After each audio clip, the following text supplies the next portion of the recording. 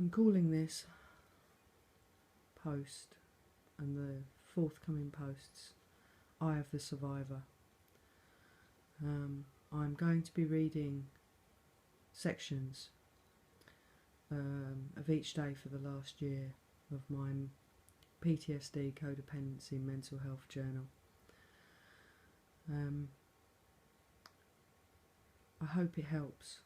I hope it reaches people like myself who find themselves completely isolated, alone with their experiences of PTSD,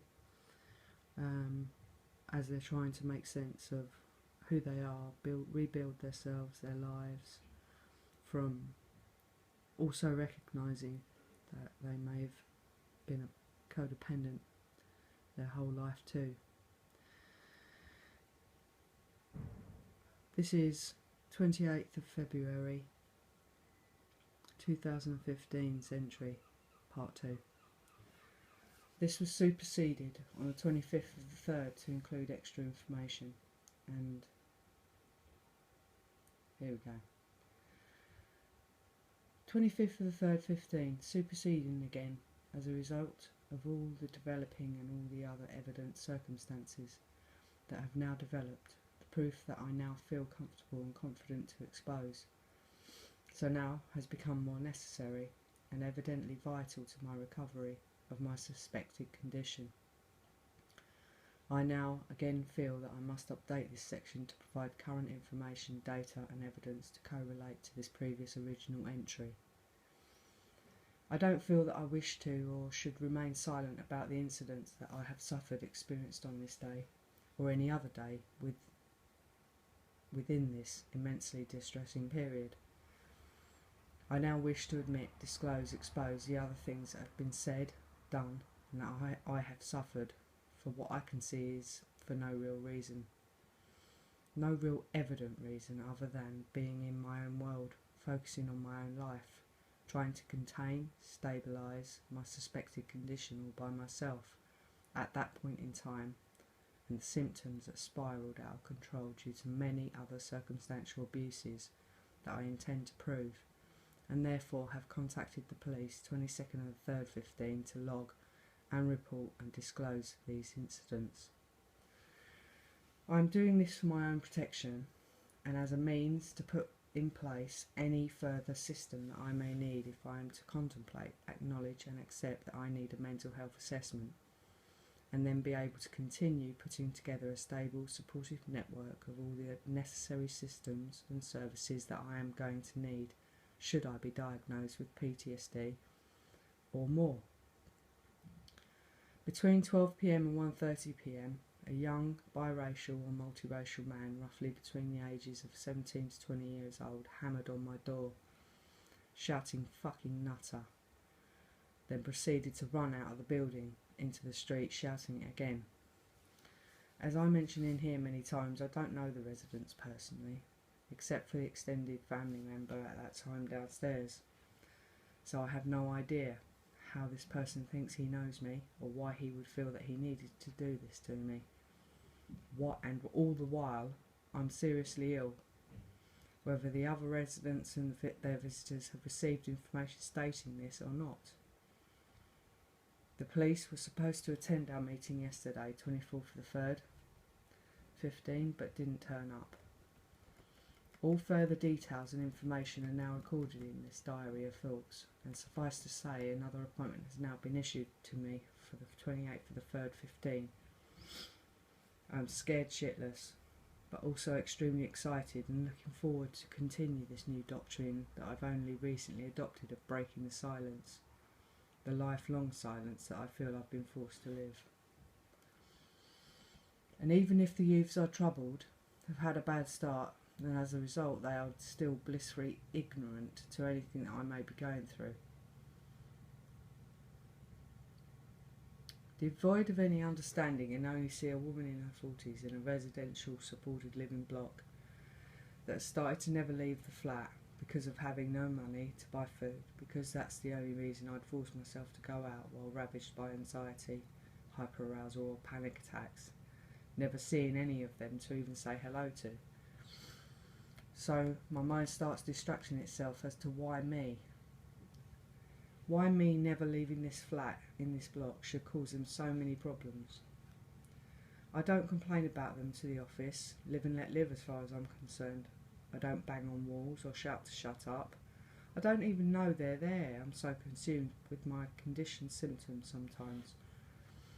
So what could be the problem with me staying in my flat all day, every day, with curtains closed, door open, talking to myself in the privacy of my own space in this flat? Coping with the excruciating effects of anxiety has always made me talk to myself. And I've done it since I was a child, as far back as I can remember, especially if I woke in a panicked state from a severe nightmare, found that I'd written a letter in my sleep, exposing my secret, the main sexual abuse trauma. And unbeknown to me is a symptom of my now 35 years on, still undiagnosed condition. I'm beginning to wonder if it's because of all the things I've started to notice, because I'm always here. Excuse me. I've started to notice that even though I'm here more, I'm using less toilet rolls, but then I don't get to eat as much.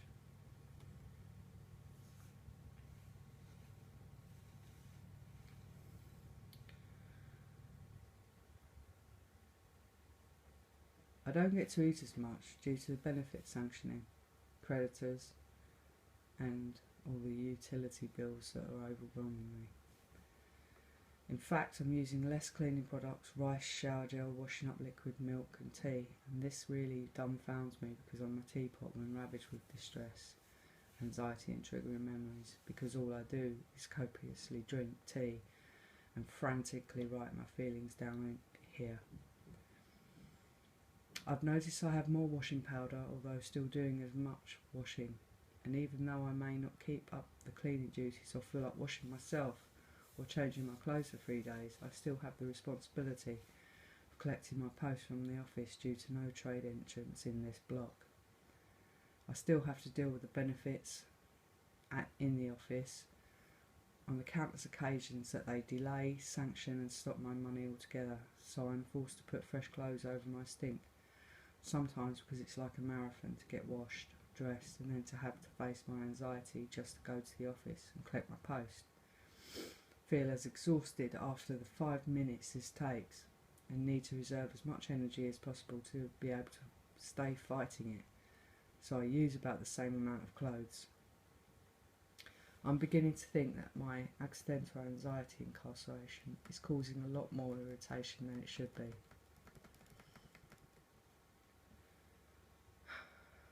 This is part 2 of the 28th.